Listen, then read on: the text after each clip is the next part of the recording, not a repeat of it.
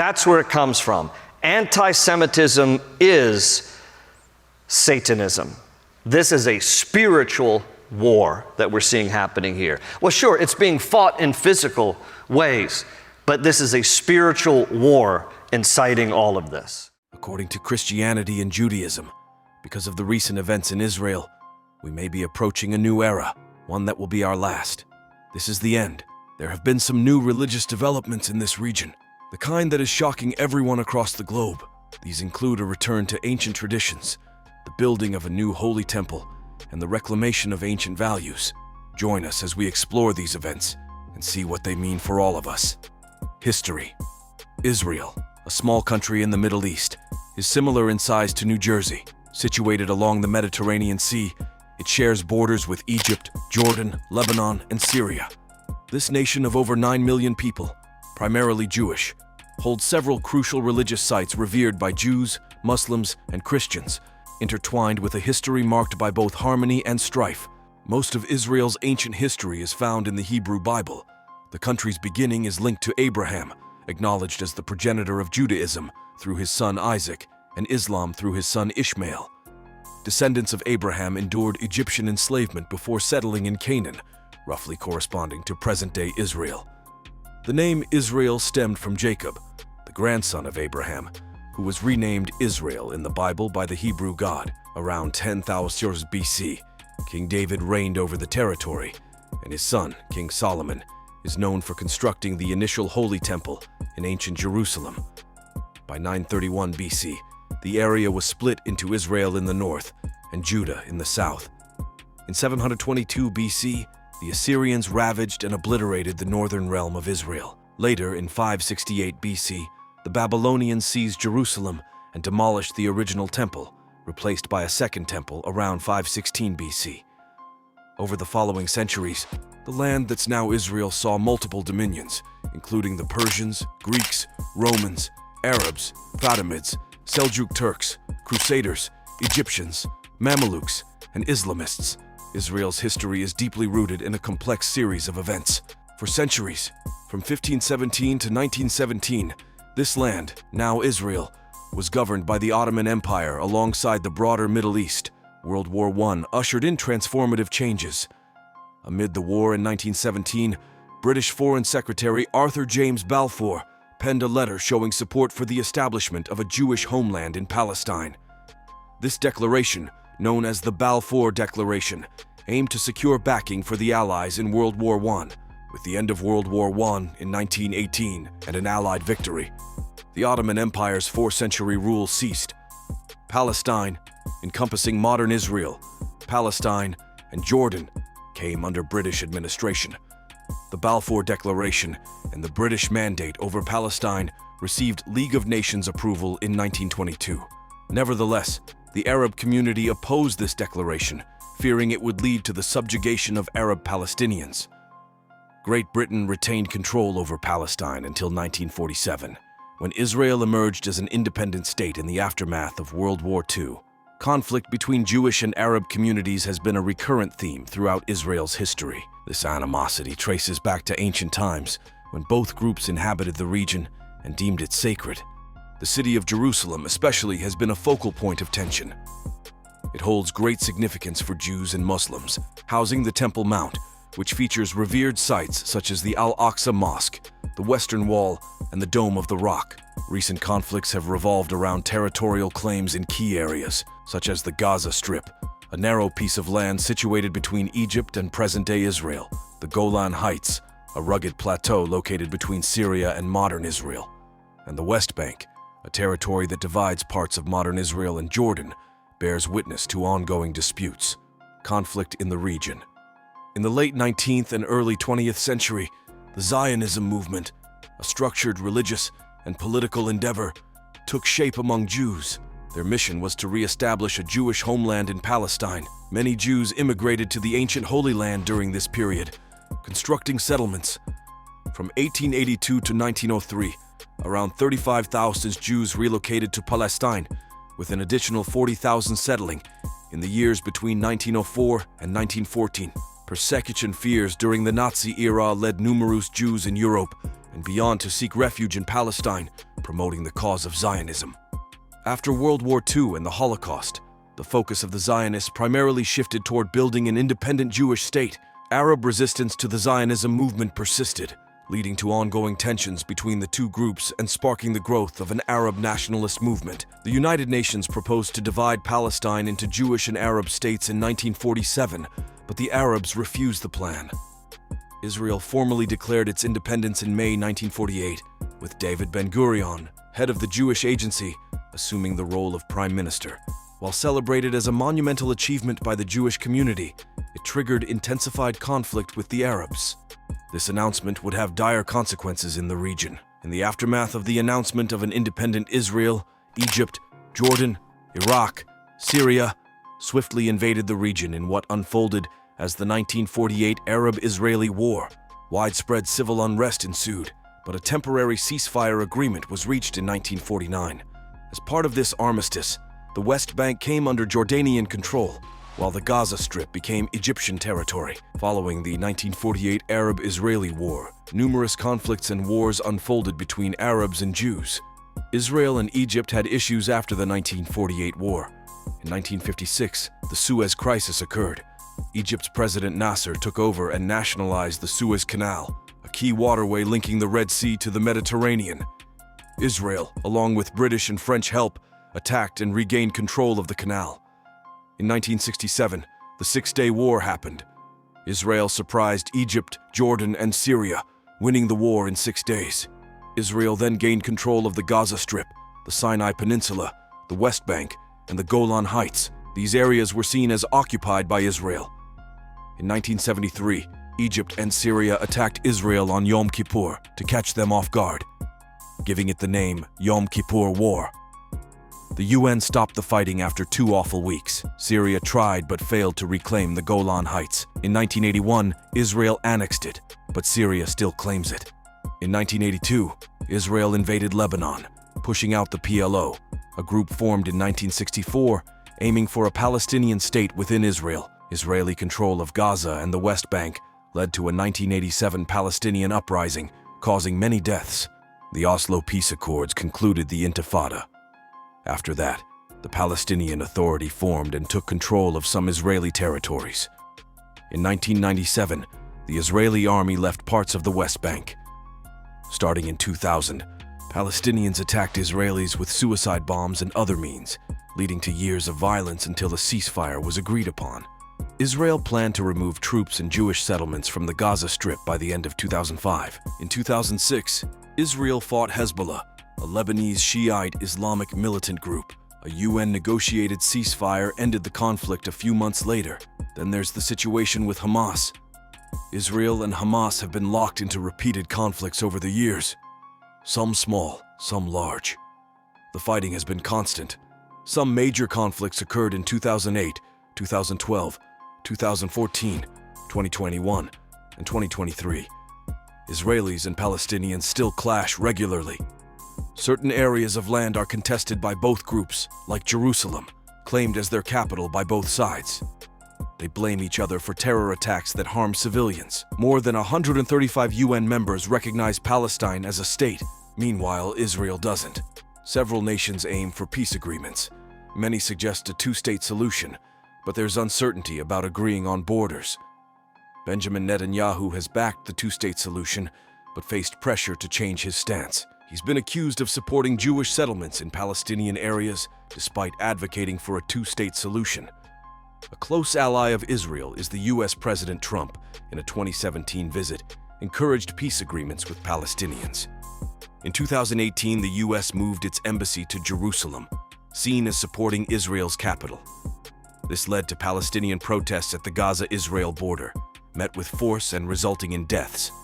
It's extremely significant for Abrahamic religions. Israel carries immense significance for 3 major religions: Judaism, Christianity, and Islam. It's seen as the promised land for Jews and the only country where they are the majority. Christians view it as the Holy Land due to its connection to Jesus' life and death, while Muslims consider Jerusalem as the place where the Prophet Muhammad ascended to heaven. Recognition of Jerusalem as Israel's capital was traditionally withheld by most of the international community, including the United States, pending a peace agreement between Israelis and Palestinians, both claiming the city as their capital. This changed following Trump's decision in 2017, where Jerusalem was recognized as Israel's capital. The discourse about Jerusalem inherently revolves around faith and the control of some of the most sacred sites for Jews, Muslims, and Christians. Jerusalem's core features 3 significant religious sites in an area about twice the size of the Washington Mall: the Al-Aqsa Mosque, crucial to Muslims as the 3rd holiest site; the Western Wall, integral to the Jewish faith; and the Church of the Holy Sepulchre, believed by many Christians to be the site of Jesus' crucifixion, burial, and resurrection. Understanding Jerusalem's significance requires grasping why the city is so profoundly essential to Muslims, Jews, and many Christians. 3 major religions, Judaism, Christianity, and Islam, have deep historical ties to Jerusalem. Over thousands of years, followers of these religions have controlled the city at different times. Around 1000 BCE, King David established Jewish control. Over the centuries, various groups, including Christians and Muslims, fought for power during events like the Crusades. From 1517 to 1917, the Ottoman Empire, which followed Islam, ruled the city. Jerusalem holds great significance in the Hebrew Bible. In Jewish tradition, it's where Abraham almost sacrificed his son Isaac to God. According to the book of Deuteronomy, it's seen as the place chosen by God. In the Hebrew Bible, Jerusalem was the capital of King David's Israel, and where his son Solomon built a temple. It was a place of pilgrimage, and people unable to visit were to pray facing it. The Temple Mount, revered by Muslims, was where the ancient Jewish temple stood and is the holiest site in Judaism. Jews pray facing Jerusalem, and those in the city face the Temple Mount. Next year in Jerusalem is a phrase said at the end of the Passover Seder, emphasizing the deep religious connection rooted in the Hebrew Bible. The Western Wall, located in the heart of Jerusalem's Old City, is the holiest place for Jewish prayers and attracts Jews from around the world. The Temple Mount holds immense importance in Islam, ranking as the 3rd holiest site after Mecca and Medina. It's tied to a pivotal event in Islamic history, the Prophet Muhammad's night journey and ascension. According to Islamic teachings, the angel Gabriel transported Muhammad from Mecca to Jerusalem's noble sanctuary on a winged horse. There, he prayed alongside other prophets before ascending to heaven and returning. The Quran states that Jerusalem was the last place Muhammad visited before his ascent to the heavens and his conversation with God in the 7th century. His miraculous journey from Mecca to Jerusalem overnight, carried by a mythical creature, remains a significant event in Islam. During this journey, Muhammad underwent spiritual purification in preparation for meeting God. In heaven, God initially prescribed 50 daily prayers for Muslims, but at Muhammad's plea, this was reduced to the current 5 times a day for Muslim prayers. The experience of seeing God face to face during the night journey remains a profound and sought-after spiritual experience in Islam, reflecting the heart of believers' quest. Historically, Muslims used to pray facing Jerusalem, aligning with the Abrahamic traditions of Judaism and Christianity. Later, the direction of prayer shifted to face Mecca, reflecting Muhammad's belief that his mission extended the Abrahamic traditions. Today, Muslims worldwide bow in the direction of Mecca during prayers. Islamic tradition also foretells an important role for Jerusalem in the future, designating it as one of the cities where the events leading to the end of the world will transpire. This belief adds to the significance of Jerusalem in Islamic thought and prophecy. The core developments in the Christian faith unfolded in and near Jerusalem.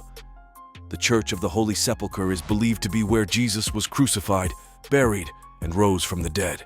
Other significant sites for Christians in Jerusalem include the Garden of Gethsemane, where Jesus prayed before his crucifixion. Christian pilgrims have been journeying to these sites for centuries. Jerusalem matters to Christians because it was significant to Jesus, according to the Reverend James Martin, author of Jesus, a Pilgrimage. He says that much of Jesus' ministry took place in Jerusalem. The Holy Temples.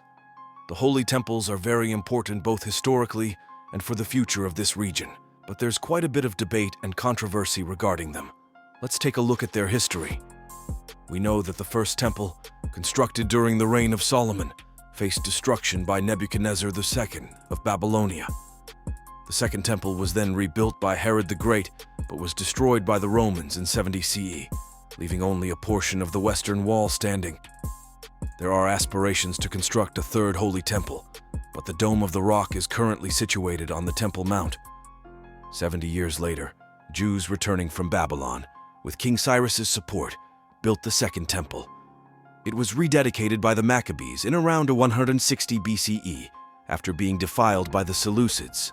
In the 1st century BCE, King Herod expanded the Second Temple built by the returning Jews from Babylon. The temple and its administrative buildings were on a massive platform with substantial retaining walls. The Western Wall, a significant Jewish prayer site, is part of those walls. The temple was destroyed by the Romans in 70 CE under Titus's command. Muslim belief states that Muhammad was taken on a heavenly journey from Mecca to the Al-Aqsa Mosque and then to heaven during his night journey. The mosque, built in the late 7th century CE, underwent several rebuilds after major earthquakes. The Golden Dome of the Rock, constructed in 691 CE, is a shrine built over the foundation stone. During the Crusades, Jerusalem and the Temple Mount were taken by the Crusaders in 1099, who repurposed the Al-Aqsa Mosque as a palace and the Dome of the Rock as a church. In 1187, Saladin conquered Jerusalem and restored the mosque. Now we come to relatively recent history. There are plans to build the third temple right on Temple Mount, but Al-Aqsa Mosque is right on the very same location. In 1927, the Al-Aqsa Mosque faced a significant collapse due to an earthquake. The renovation took years, during which a few Christian photographers, including British archaeologist Robert Hamilton, explored the mosque and its surroundings. In the early 20th century, Robert Hamilton, affiliated with the British Archaeological Authority, extensively documented findings in Jerusalem. As mentioned by scholar Nadav Shragai in Yisrael Hayom, Hamilton conducted photographic, sketching, excavation, and analysis activities. His work included documenting mosaics, passageways, cisterns, and remnants that were seemingly part of the ancient temples. Hamilton, however, made a commitment to the Islamic authorities, the Waqf, that he would not disclose findings considered inconvenient to Muslims, particularly those associated with the time of the Jewish temples. Despite his obligation, certain concealed artifacts have emerged, now cataloged in the Antiquities Authority archives at the Rockefeller Museum. These discoveries suggest the presence of a mikveh, a Jewish ceremonial bath, beneath the Al-Aqsa Mosque. Evidence points to a Byzantine church preceding the construction of the Al-Aqsa Mosque on the Temple Mount. These findings stirred interest, particularly concerning the potential construction of a third Jewish temple on the same site. Plans to reconstruct the third Jewish temple on the Temple Mount, the holiest site in Judaism, and the third holiest in Islam, have historically encountered significant opposition. A riot in 1990 ensued on the Mount when a fringe Jewish group attempted to lay the cornerstone for a prospective third temple. Haim Dotan, a renowned architect with international recognition, engaged in the ambitious endeavor of designing the proposed third Jewish temple in Jerusalem. Nevertheless, several unresolved questions persist in this proposal. Who would oversee the new temple? What might be the fate of the Al-Aqsa Mosque, a vital site in Islam situated on the Temple Mount? And what geopolitical implications might arise from reconstructing a new Jewish temple amid the complex and sensitive atmosphere of the Middle East? Let's see how the people of this region are resolving these issues. Building the third temple. Since the temple movement's inception in 1987, efforts toward the rebuilding of the third temple have been gradually advancing. Despite Israel's modern and predominantly secular landscape, Orthodox Jews, who perceive the temple's reconstruction as a spiritual endeavor, hold firm beliefs that they will guide and execute this restoration. They've re-established the Sanhedrin, the religious body responsible for overseeing legal matters associated with the temple's traditions. However, the road to rebuilding the temple faces significant challenges. Global opposition to Israel's claims in Jerusalem and the contested ownership of the Temple Mount remains a substantial hurdle. Israeli law prohibits Jewish prayer at the site, and those who visit are frequently confronted by groups like the Women in Black, expressing opposition to Jewish presence. Furthermore, Islamic authorities officially refute the historical existence of a Jewish temple at the location. Nevertheless, recent developments have propelled the temple movement's aspirations closer to realizing the temple's reconstruction in the foreseeable future. In response to assertions that no Jewish temple previously existed at the site, archaeological studies spanning several decades have unearthed significant evidence. like the one conducted by British archaeologist Robert Hamilton, mentioned previously. These findings challenge the claims of denial regarding the presence of a Jewish temple at the site. Despite these hurdles, efforts are being undertaken to embark on this spiritual journey of constructing the third temple. Some ancient rituals are even being brought back to aid in this endeavor. One group has taken the charge in this respect. The Sanhedrin are spearheading the preparations for future temple service. They have undertaken significant initiatives to reinstate these ancient rites. One of their projects involves cultivating the biblical temple forest, aimed at meeting the agricultural requirements of the third temple. Rabbi Hillel Weiss, the Sanhedrin spokesperson, highlights the link between the land and the divine, noting that while sacrifices are often associated with animals and blood, a significant number actually involved plants grown in Israel. Moreover, the Sanhedrin and the temple movement conducted simulated temple ceremonies to train individuals from the priestly class, known as Kohanim. This specialized training covers the priest's duties, the use of ritual vessels designed for the third temple, and practice sessions using a constructed altar for burnt offerings. Uniquely, this altar is designed to be disassembled and swiftly reassembled at the precise location of the original altar on Mount Moriah, the Temple Mount. This flexibility allows for immediate resumption of sacrificial services once the time is deemed appropriate. The red heifer. But a very important part of these ancient rituals is the red heifer. Rabbi Richman, another Sanhedrin member, heads a project centered on reintroducing the sacred red heifer to Israel. According to Numbers 19, the ashes of the red heifer, when mixed with water, are vital for purifying individuals to enable their service in the temple. Throughout the eras of the first and second temples, spanning around 1,000 years, only 9 red heifers were utilized to produce the purifying waters needed for Jewish rituals. For a cow to qualify as a red heifer for the purpose of purification, it must meet precise criteria outlined in Numbers 19 and the oral traditions of the Talmud. The red heifer must be entirely red, without even 2 hairs of any other color, including its hooves. Typically, it should be between 3 to 4 years old and free from any internal or external defects or blemishes. It must not have been subjected to any physical labor or worn a yoke, not even once. According to Jewish tradition, the 10th red heifer will be used by the Messiah.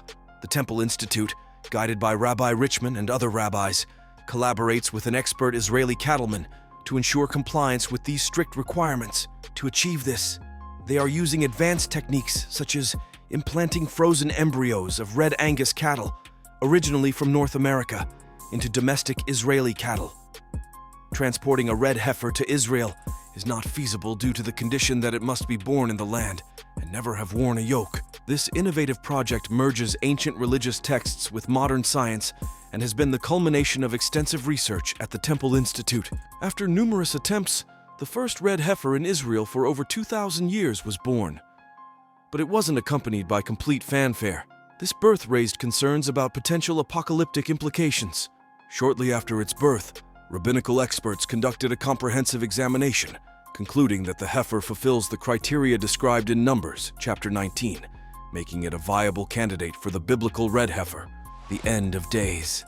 In mainstream Orthodox Judaism, the reconstruction of the temple signifies the awaited arrival of the Jewish Messiah. Subsequently, the world will confront the Last Judgment.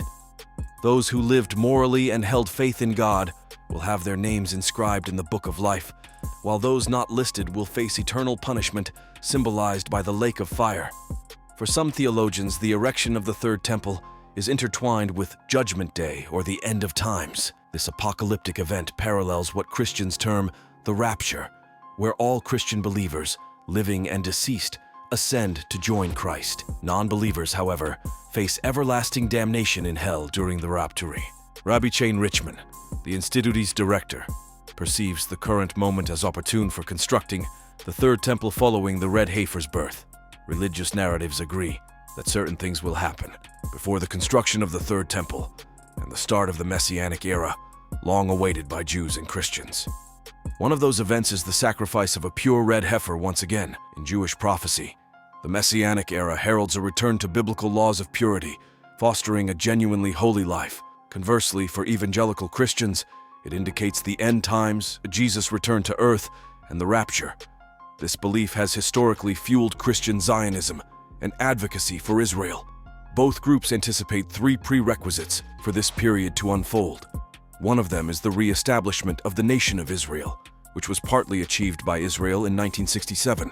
The second is Jerusalem's restoration as a Jewish city, and the third is the birth of a red heifer for complete purification. Problems with the Third Temple. Some Jewish factions, such as the Temple Institute, diverge in their belief about the construction of the Third Temple. While some hold that it can only manifest in the prophesied Messianic era, groups like the Temple Institute take a more proactive stance, saying that the responsibility lies with them to fulfill this prophecy. Notably, they have recreated numerous temple vessels and crafted a colossal gold menorah weighing half a ton, constructed to Torah specifications. This golden menorah currently stands in Jerusalem's Old City, ready for use in the envisioned rebuilt Holy Temple. Another pro-Third Temple group, Bonei Israel, comprising Jewish and Christian members, is dedicated to actively advancing the path toward redemption. They were involved in transporting several red heifers from Texas to Israel. Rabbi Yitzchak Mamo, affiliated with the Third Temple group Uvni Jerusalem, expressed plans for a ceremony in 2024 on Passover to slaughter the imported heifers, provided they remain unblemished. Mamo shared his acquisition of a plot overlooking the Temple Mount 12 years ago, specifically to utilize it for the slaughter ceremony, and commenced preparations for constructing the Third Temple. The proposal to construct the Third Temple is a complex and contentious matter, both religiously and politically, stirring considerable debate and challenges. The Temple Mount, the previous location of the Second Temple, is presently occupied by the Dome of the Rock and Al-Aqsa Mosque, both significant Islamic holy sites. While Jerusalem falls under Israeli administration, the Temple Mount is overseen by the Jordanian Waqf, with Israeli authorities controlling entry and exit points. The Western Wall, revered as Judaism's holiest site due to its proximity to the former temple location, restricts non-Muslim access, and Jewish prayer inside the area has been officially prohibited for much of Israel's existence. Beyond geopolitics, Jewish scholars, including the Israeli rabbinate, have forbidden Jewish entry to the Temple Mount, citing various concerns. The inner sanctum, the Holy of Holies, exclusive to purified high priests, is unknown post-temple destruction. Ritual law prevents impure individuals from entering, considering the absence of temple purity without an actual temple. This predicament heightens the risk of inadvertent contact with the inner sanctum while impure.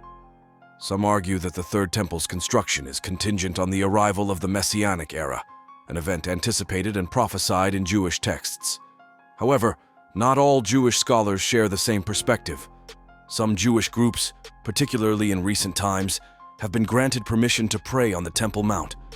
For example, Shalom Jerusalem, led by Yehuda Glick, prioritizes promoting and establishing Jewish prayer on the Temple Mount, despite official rules remaining unchanged. Israeli soldiers have protected Glick and other Jewish worshippers on the hilltop.